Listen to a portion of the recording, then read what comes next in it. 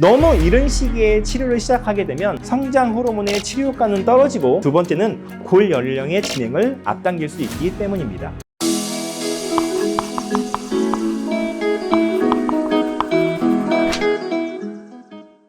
안녕하세요. 쌍둥이 아빠의 성장 이야기 담당 의사 최용현입니다. 우리 채널에서 운영하고 있는 귀한 분들 코너에 제가 모시고 싶은 분이었습니다. 아쉽게도 단학과 선생님의 인터뷰 형식으로 나눈 이야기와 우리 아이의 키를 쑥 키우는데 도움이 되는 정보를 이 영상을 통해서 정리해서 알려드리도록 하겠습니다. 먼저 다나카 토시 아키 박사님에 대해서 간단히 소개를 드려야 할 것 같은데요. 1975년 일본에서 성장 호르몬 치료가 시작된 시점부터 연구 책임자로 일하셨습니다. 성장과학협회 이사장, 다수의 성장 관련 서적 저술, 성장과학협회 학술상까지 말 그대로 성장 치료에 있어서는 레전드라고 할 수 있는 의사들의 선생님이라고 할 수 있는 분이죠. 오늘 영상은 조금 어려운 이야기가 많긴 하지만 의사로서 저도 깨달은 부분이 꽤 많아서 정말 뜻깊은 시간이었습니다. 가능하면 쉽게 본 영상을 통해서 여러분들께 알려드리도록 하겠습니다. 조기 성장 호르몬 치료로 인해서 골 연령이 이제 빨라지는 아이들이 있습니다. 이는 결국 크는데 좀 부정적인 영향을 미치게 된다고 볼 수 있는데요. 이에 대해서 어떻게 관리를 하고 계신가요? 조기 성장 호르몬 치료는 사춘기 시작을 가속화할 수 있습니다. 하지만 현실적으로 골연령이 빠르게 진행하는 현상을 막기는 어렵습니다.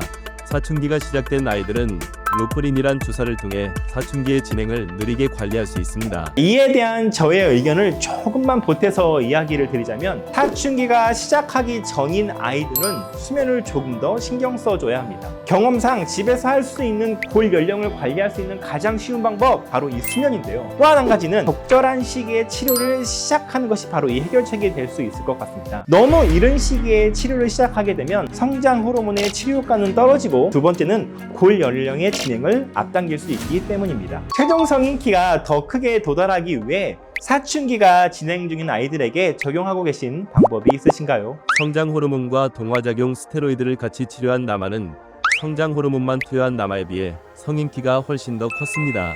이 병용 요법은 최종 성인 키를 높이는데 특히 효과적이었습니다. 하지만 여아에게는 적용할 수 없는 단점이 있습니다. 다나카 선생님께서는 남자아이를 치료하는 데 있어서 아나볼릭 스테로이드, 남성 호르몬과 유사한 치료 약제입니다. 이것을 사용하신다고 하는 부분이 저에겐 좀 새로웠습니다. 하지만 아쉽게도 선생님께서 사용하고 계신 옥산드롤론, 그리고 프리모볼란, 이 두 가지가 아나볼릭 스테로이드인데요. 이 약제는 현재 한국에서는 생산하고 있지를 않습니다. 남성 호르몬이 아니라 왜 아나볼릭 스테로이드를 사용하고 계신지, 바로 이 부분에 우리가 주목을 해야 되는데요. 이런 호르몬은 여성 호르몬으로서의 작용이 없기 때문입니다. 이른 시기에 여성 호르몬의 노출은 성장판을 빨리 닫게 하는 역할을 한다는 부분에 우리가 주목을 해야 할 것 같은데요. 이 부분을 우리가 가정에서 부모님들이 할 수 있는 방법이 바로 우리 아이의 비만을 관리해 주는 것입니다. 여성 호르몬은 난소에서도 나올 수 있지만 아이의 지방세포에서도 나올 수 있기 때문이죠. 키가 더 크기 위해서는 성장 호르몬 그리고 사춘기 억제 호르몬, 이 두 가지가 다 도움이 된다고 할 수 있는데요. 선생님께서는 이 두 가지의 병용 요법을 얼마나 적극적으로 사용하고 계신가요? 성장 호르몬과 사춘기 억제 치료를 받은 남아 및 여아는 성장 호르몬만 투여한 집단에 비해 성인 키가 크게 증가한 것으로 나타났습니다. 장기간의 사춘기 억제는 성적 성숙의 지연과 골밀도에 대한 잠재적 영향이 있으므로 치료를 시작하기 전에 이러한 측면을 환자와 가족에게 설명하는 것이 중요합니다. 다나카 선생님께서는 이 성장 호르몬과 사춘기 억제 병용 요법을 적극적으로 사용한다고 하십니다. 성 호르몬의 지나친 분비는 최종 성인 키에 우리가 불리한 역할을 한다, 이렇게 볼 수가 있는데요. 이를 위해서 우리가 집에서 특별히 신경 써야 할 부분이 있습니다. 바로 우리 아이가 환경 호르몬에 노출되지 않도록 신경 써야 되는데요. 환경 호르몬이 너무나도 많습니다.